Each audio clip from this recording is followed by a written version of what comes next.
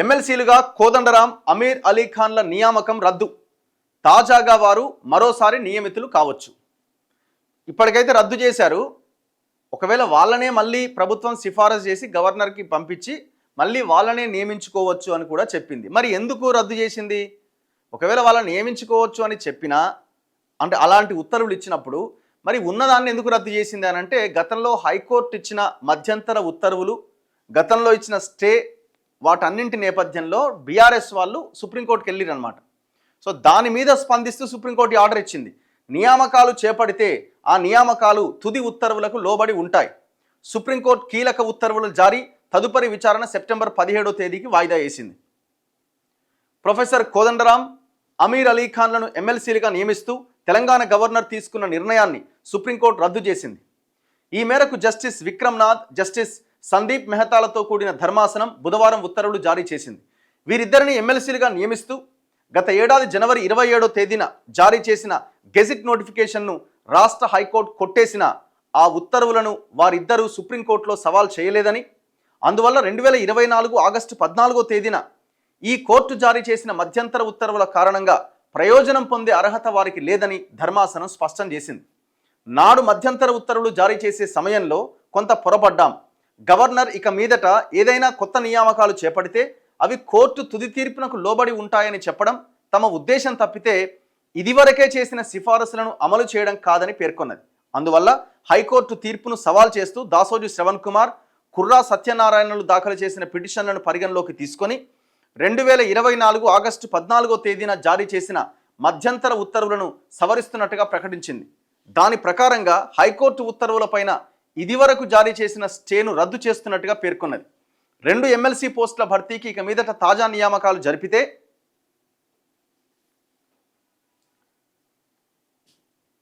ఈ పిటిషన్లో వెలువడే తుది ఉత్తర్వులకు లోబడి ఉంటాయని స్పష్టం చేసింది. గత ఏడాది ఆగస్టు 14వ తేదీన జారీ చేసిన మధ్యంతర ఉత్తర్వుల తర్వాత తీసుకున్న చర్యలన్నీ రద్దవుతాయని పేర్కొన్నది. అయితే ప్రొఫెసర్ కోదండరాం, అమీర్ అలీ ఖాన్లు ఇప్పటికే కౌన్సిల్కు హాజరయ్యారని వారి న్యాయవాదులు గుర్తు చేయగా ఆ హాజరు అలాగే ఉంటుంది అని న్యాయమూర్తులు జస్టిస్ విక్రమ్నాథ్, జస్టిస్ సందీప్ మెహతాలు స్పష్టం చేశారు. ఇప్పుడు వారు మరోసారి తాజాగా నియమితులు కావచ్చు అని కూడా పేర్కొన్నారు. వారు నియమితులయ్యేంత వరకు ఆ స్థానాలు ఖాళీగా ఉండకూడదు కాబట్టి అప్పటి వరకు కొనసాగేలా అనుమతించాలి అని వారి న్యాయవాది చేసిన విజ్ఞప్తిని న్యాయమూర్తులు తోసిపుచ్చారు. ఇది వరకు ఇద్దరి పేర్లను గవర్నర్ తిరస్కరించినప్పుడు ఆ స్థానాలు ఖాళీగా ఉన్నాయని గుర్తు చేశారు. మీరు అంటే కోదండరాం అండ్ అమీర్ అలీ ఖాన్ హైకోర్టు తీర్పును సవాల్ చేయలేదు. ఈ కోర్టు చేసిన పొరపాటు కారణంగా మీకు ప్రయోజనం కలిగింది.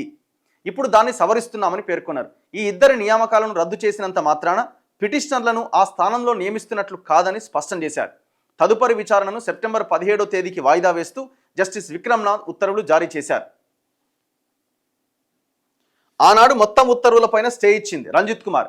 పిటిషనర్లు శ్రవణ్ కుమార్, సత్యనారాయణ తరపున సీనియర్ న్యాయవాది రంజిత్ కుమార్ వాదన వినిపిస్తూ గవర్నర్ గత బీఆర్ఎస్ ప్రభుత్వం సిఫారసు చేసిన పేర్లను తిరస్కరించడాన్ని హైకోర్టు కొట్టేసింది. ఇదేంటంటే గతంలో దాసోజు శ్రవణ్, ఆయన కుర్రా సత్యనారాయణ ఇద్దరిని ఆనాడు బీఆర్ఎస్ ప్రభుత్వం గవర్నర్కి సిఫారసు చేసినప్పుడు పేర్లని ఆనాడు గవర్నర్ తమిళిసై తిరస్కరించారు. ఎందుకంటే వీళ్ళకి సామాజిక నేపథ్యం లేదు, వీళ్ళు పొలిటికల్ లీడర్కి ఇక్కడ స్థానం లేదు అని ఆనాడు తిరస్కరించారు అనమాట.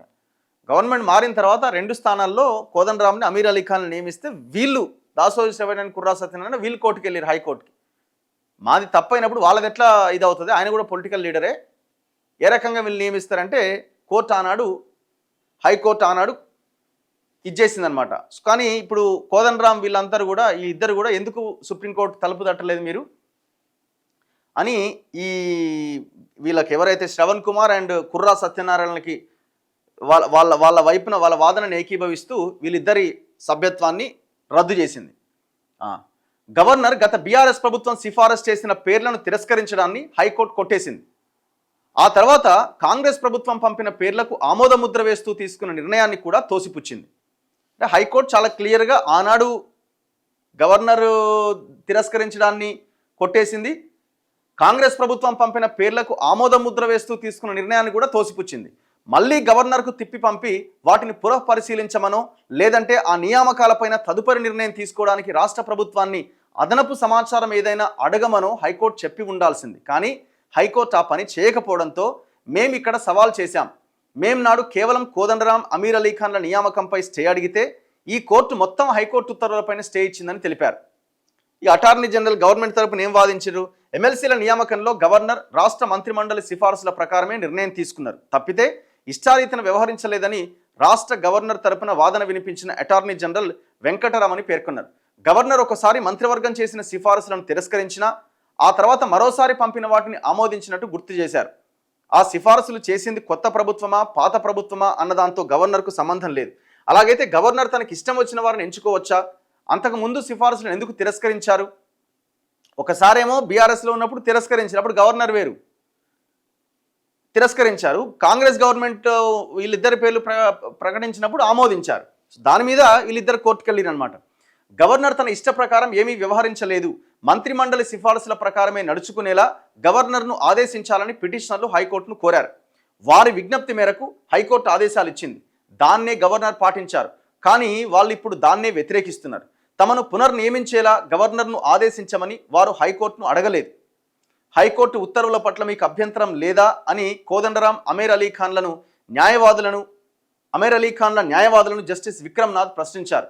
అందుకు వారు లేదు అని సమాధానం చెప్పారు. జస్టిస్ విక్రమ్నాథ్ స్పందిస్తూ, మేము హైకోర్టు ఉత్తర్వులకు అనుగుణంగా మధ్యంతర ఉత్తర్వులు జారీ చేశాం, దాని ప్రకారం మీకెందుకు ఉపశమనం దక్కాలి అని ప్రశ్నిస్తూ నాటి ఉత్తర్వులను సవరించారు. ఇట్లా ఈ కేసు నడిచింది. కొంత టెక్నికల్ సబ్జెక్ట్ కూడా ఇందులో ఉన్నట్టుగా కనబడుతున్నది. ఈ హైకోర్టు తిరస్కరించడము, మళ్ళీ తర్వాత వీళ్ళు సుప్రీంకోర్టుకి వెళ్ళడము. ఒకసారి శరత్ కుమార్ గారితో మాట్లాడదాం ఇంకొంత. హలో సార్ నమస్తే. Good morning sir. నమస్తే సార్ ఇప్పుడు నిన్న ఈ టెక్నికల్గా ఈ కోదండరాం గారు అమీర్ అలీ ఖాన్ల గురించి సుప్రీంకోర్టు ఏం చెప్పింది సార్? అంటే యాక్చువల్లీ ఏంటంటే అప్పుడు వీళ్ళు ఈ ఇంట్రీమ్ డైరెక్షన్ ని ఛాలెంజ్ చేయలేదు దాసోజీ శ్రవణ్ వాళ్ళు. ఆర్డర్ ప్రకారంగా వాళ్ళు అంటే కొనసాగినారు అనేటువంటి యాంగిల్ లో మాట్లాడినారు. మళ్ళీ అంటే యాక్చువల్లీ కొన్ని పత్రికలు ఏం రాసినాయి అంటే మళ్ళీ ఇదే అభ్యర్థులను కొనసాగించవచ్చు, మళ్ళీ వీళ్ళకి నామినేషన్ ఇవ్వచ్చు అనేటువంటి మాట మాట్లాడుతా ఉన్నారు. ఇప్పుడు ఈనాడులో అదే రాశారు. ఏమి కనపడట్లేదు ఆర్డర్లు ఎక్కడ కూడా. సుప్రీంకోర్టు ఆర్డర్ లో మళ్ళీ వీళ్ళనే కొనసాగించడచ్చు లేదా వీళ్ళ నియామకమే చేయొచ్చు అనేటువంటి ప్రాతిపదిక ఈ రోజు నేను ఈనాడు పేపర్ లో చదివినా. నేను కోర్టు ఆర్డర్ చదివినా, మరి నాకు అట్లా అంటే వీళ్ళదే కొనసాగించాలా అనేది అయితే లేదు, వీళ్ళ వ్యాఖ్యానం మాత్రమే. అయితే టెక్నికల్లీ వీళ్ళు they won't fit in to that particular category అనే దాని మీదనే చర్చ. దాసోజీ శ్రవణ్ పాలిటిషియనే, కోదండరాం పాలిటిషియనే అనే యాంగిల్ మీదనే వ్యవహారం జరిగింది. అంటే పూర్తి తీర్పు పాఠం వచ్చినాక దాని మీద కరెక్ట్ గా. ఇప్పుడు ఇక్కడ జరిగింది ఏంది? గతంలో శ్రవణ్ అండ్ సత్యనారాయణల అభ్యర్థిత్వాన్ని గవర్నర్ తిరస్కరిస్తే వాళ్ళు కోర్టుకు వెళ్ళారు. వీళ్లకు రాజకీయంగా ఇది ఉన్నాయి, వీళ్ళకు సంబంధించి కొంత ఇన్ఫర్మేషన్ ఫర్నిష్ చేయలేదు అని గవర్నర్ తిరస్కరించారు. గవర్నర్ తిరస్కరిస్తే హైకోర్టుకు పోయారు. హైకోర్టుకు పోయినారు. మళ్ళా మాకు ఇది ఇవ్వండి, మాకు ఒక అవకాశం ఇవ్వండి. యాక్చువల్లీ ఏదైనా ఇన్ఫర్మేషన్ తక్కువగా ఉంటే ఆ ఇన్ఫర్మేషన్ అడగాలి, కానీ మీరు సడన్ గా ఎట్లా మా అభ్యర్థిత్వాలను ఇచ్చేస్తారు? తర్వాత గవర్నర్ ఏమైనా జుడిషియల్ ఇది కాదు కదా, జుడిషియల్ అథారిటీ కాదు కదా అనేటువంటి మాట వాళ్ళు మాట్లాడినారు అనమాట. దెన్ నెక్స్ట్ గవర్నర్ హైకోర్టు ఏం చెప్పింది అన్నాడు. అప్పుడు హైకోర్టు ఏమనలేదు, వీళ్ళ గురించి మేము చర్చిస్తాము ఆలోచిస్తాము అని అనేసేసి అసలు గవర్నర్ కు అధికారం లేదు అని వాళ్ళు చేసినారు. తర్వాత ప్రభుత్వం మారిన తర్వాత ఇక మిగతా విషయాలని వీళ్ళు ఐజ్రీజ్ గా వాళ్ళ అభ్యర్థిత్వాలను విత్డ్రా చేసుకున్నారు. క్యాబినెట్ లో కూడా విత్డ్రా చేసుకుని వీళ్ళ సొంతంగా వీళ్ళు ప్రొసీడ్ అయ్యారు. వీళ్ళు గవర్నమెంట్ మారింది కాబట్టి వీళ్ళు ప్రొసీడ్ అయ్యి వీళ్ళిద్దరిని ప్రపోజ్ చేశారు. అట్లా గవర్నర్ ఆమోదించారు దాన్ని. అంతే గవర్నర్ ఆమోదిస్తే మళ్ళీ శ్రవణ్ అండ్ సత్యనారాయణ మళ్ళీ హైకోర్టుకి వెళ్ళారు. మళ్ళీ హైకోర్టుకి వెళ్ళేసేసి అసలు యాక్చువల్లీ మమ్మల్ని కాదని అన్నారు. మళ్ళీ వీళ్ళు వేరే వాళ్ళను సేమ్ సిమిలర్ ప్రొఫైల్ ఉన్న వాళ్ళకి ఇచ్చినారు. మాకు వాళ్లకు ఏం తేడా ఉంది? ఒకవేళ ఫిట్ ఇన్ అవుతే మేము ఫిట్ ఇన్ అవుతాం, లేదా వాళ్ళు ఫిట్ ఇన్ కారు. అప్పుడు హైకోర్టు ఏమన్నది? అదే హైకోర్టు ఏమనలేదు, కొత్తగా నియామకాలు జరిగినది కాబట్టి దాన్ని మేము ఇచ్చేదలుచుకోలేదు అన్నట్టుగా మాట్లాడింది. ఓకే, మళ్ళీ సుప్రీంకోర్టుకి వెళ్ళారు వీళ్ళు. మళ్ళీ సుప్రీంకోర్టుకి వెళ్ళారు హైకోర్టు ఆర్డర్ల మీద.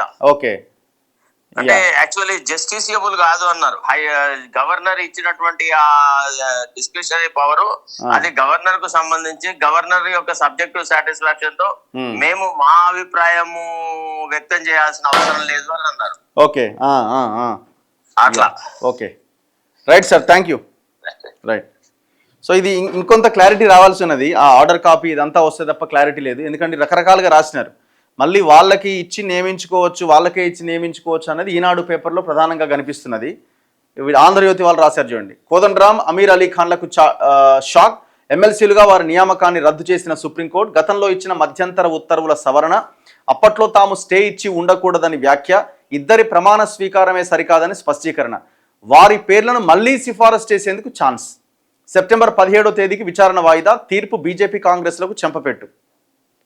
సో ఇక్కడ కూడా వీళ్ళు రాశారు వారి పేర్లను మళ్ళీ సిఫారసు చేసేందుకు అవకాశం ఉంది అని. సో దెన్ నెక్స్ట్ ప్రభుత్వం మరి ఏ రకమైన స్టెప్ తీసుకుంటుంది అన్నది చూడాలి. మొత్తానికైతే భారతదేశ అత్యున్నత న్యాయస్థానం సుప్రీంకోర్టు ఇచ్చిన ఆర్డర్స్ ఇవి, దాన్ని పాటించాల్సిందే. ఫర్దర్గా ఏం చేస్తారన్నది ఆర్డర్ కాపీ తదుపరి దాన్ని బట్టి ఉండే అవకాశం ఉన్నది.